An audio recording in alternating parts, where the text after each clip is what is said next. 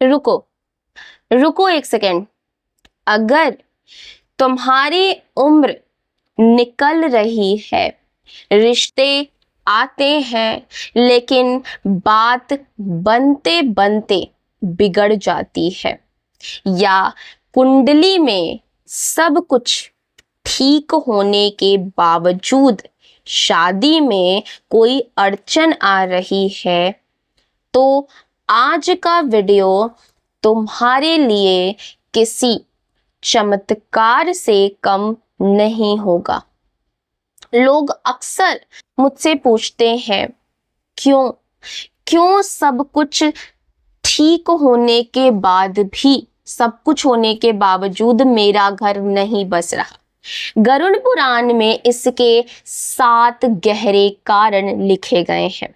ये कोई अंधविश्वास नहीं है, ये वो विज्ञान है जो हमारे पूर्वजों ने हजारों साल पहले समझा था। आज के वीडियो में हम वो बातें डिकोड करेंगे जो शायद तुमने आज तक किसी से नहीं सुनी होंगी। अगले 10 से 11 मिनट अपना फोन साइड में रख दो और मेरी हर बात को अपने दिल से जोड़ करके सुनना। गरुड़ पुराण को हम अक्सर मौत की किताब समझते हैं, लेकिन ये असल में जीवन का ब्लूप्रिंट है। इसमें शादी को सिर्फ 2 परिवारों का मिलन नहीं, एक कॉस्मिक इवेंट कहा गया है। कभी सोचा है कि एक इंसान जिससे तुम पहली बार मिलते हो, पर लगता है कि उसे बरसों से जानते हो, वही दूसरी तरफ कोई ऐसा जिससे शादी पक्की होती है, पर अचानक कोई बड़ी बाधा आ जाती है और रिश्ता टूट जाता है। इसका कारण है आत्मा का पुराना हिसाब। गरुड़ पुराण कहता है कि हमारी आत्माएं एक दूसरे से जुड़ी हुई होती हैं। अगर पिछले जन्म में कोई वादा अधूरा रह गया हो या कोई कर्ज बाकी हो, तो वो इस जन्म में रुकावट बन करके आता है। उपाय क्या है? बस एक चीज स्वीकार करना।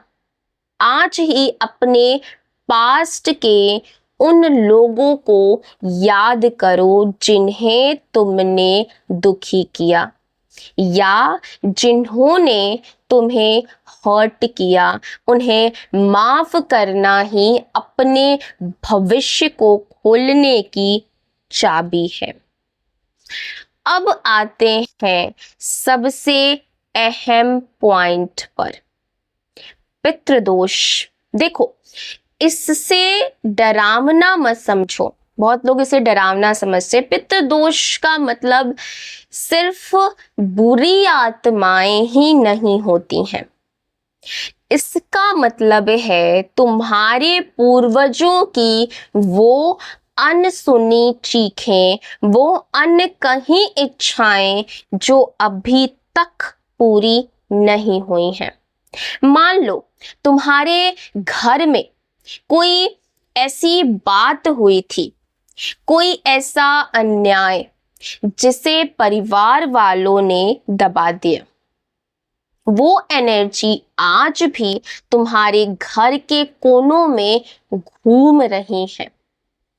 अगर तुम घर में हमेशा कलह कलेश देखते हो, लड़ाई झगड़े देखते हो, अगर तुम्हारे माता पिता की आपस में नहीं बनती है, तो यकीन मानो घर की ये नेगेटिव वाइब्रेशन तुम्हारे विवाह के सुख को रोक रही है। मैं आपको एक टास्क देती हूँ, अगले 7 दिन तक अपने घर के मंदिर में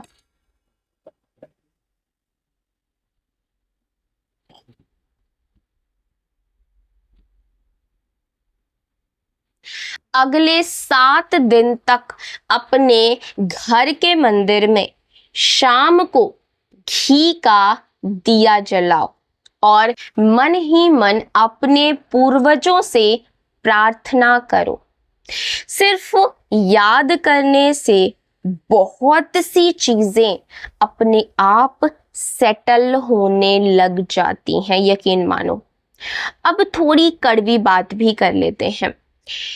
क्या तुम सच में शादी करना चाहते हो या सिर्फ समाज के दबाव में करने की सोच रहे हो?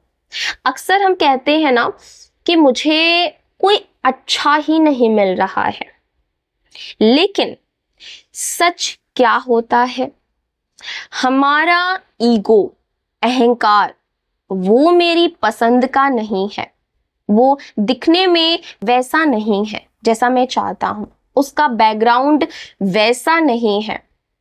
गरुड़ पुराण में साफ लिखा है, जो मनुष्य दूसरों में केवल दोष देखता है, उसके जीवन में कभी संतोष नहीं आता। क्या तुमने अपने दिल पर एक शील्ड बना ली है, एक दीवार खड़ी कर ली है कि मुझे चोट नहीं लगनी चाहिए? अगर तुम खुद से प्यार नहीं करोगे, अगर तुम खुद में खुश नहीं हो, तो कोई दूसरा इंसान आकर तुम्हें खुश नहीं कर पाएगा। शादी किसी खालीपन को भरने का जरिया नहीं है, ये पूर्णता का जश्न है। तीसरी चीज, 2 चीजें बता दी मैंने, तीसरी चीज जो मैंने अक्सर देखी है, अधूरी मन्नत। कभी नानी दादी ने कोई मन्नत मांगी थी कि रिश्ता हो जाए तो ये करेंगे, और फिर हम भूल गए। गरुड़ पुराण कहता है, भगवान के साथ किया हुआ वादा बैंक लोन जैसा है, जब तक चुकाओगे नहीं ब्याज बढ़ता चला जाएगा। मेरे पास एक मैसेज आया था एक लड़की का, उसकी शादी 5 साल से नहीं हो रही थी। जब उसने घर की पुरानी अलमारी साफ की तो उसे एक पुरानी डायरी में एक नोट मिला, जो उसकी माँ ने मन्नत के तौर पर लिखा था, और वो उसे कभी पूरा नहीं कर पाई थी।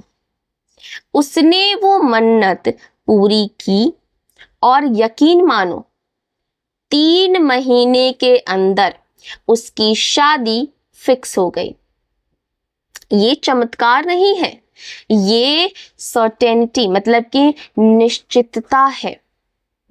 और इसके साथ ओम नमो भगवते वासुदेवाय का जाप, ये सिर्फ शब्द नहीं है, ये एक ऐसी फ्रिक्वेंसी, पॉजिटिव फ्रिक्वेंसी है जो तुम्हारी चारों तरफ एक सुरक्षा कवच बना देती है। तो अंत में मैं बस यही कहूंगी कि शादी में देरी हो रही है तो इसका मतलब ये नहीं कि तुम में कोई कमी है, कि तुम्हें कोई खराबी है। हो सकता है ईश्वर तुम्हें किसी बेहतर के लिए तैयार कर रहे हो, प्रिपेयर कर रहे हैं। हो सकता है तुम्हें अभी खुद को और निखारना हो। गरुड़ पुराण का सारांश यही है, अपने कर्म ठीक रखो, अपने मन का डर निकालो और ईश्वर पर अटूट विश्वास रखो। शादी हो या ना हो, तुम्हारी हंसी, तुम्हारी खुशी किसी के आने या जाने पर निर्भर नहीं होनी चाहिए। जब तुम अंदर से तैयार हो जाओगे, तब वो इंसान खुद ब खुद तुम्हारी जिंदगी में दौड़ करके आएगा, दस्तक देगा, नॉक नॉक। आज के वीडियो में जो कुछ मैंने कहा उसे एक बार ट्राई करके जरूर देखना, और हाँ, कमेंट में मुझे जरूर बताना कि क्या तुमने कभी अधूरी मन्नत या घर के माहौल जैसी चीजों को महसूस किया है। मैं आपके कमेंट्स जरूर पढ़ूंगी और मैं उसका वेट करती हूँ। मिलते हैं अगली वीडियो में, तब तक अपना ख्याल रखिएगा, पॉजिटिव रहिएगा और मेरा इंतज़ार करिएगा। चैनल को ज़रूर से सब्सक्राइब करिएगा। Bye bye, take care.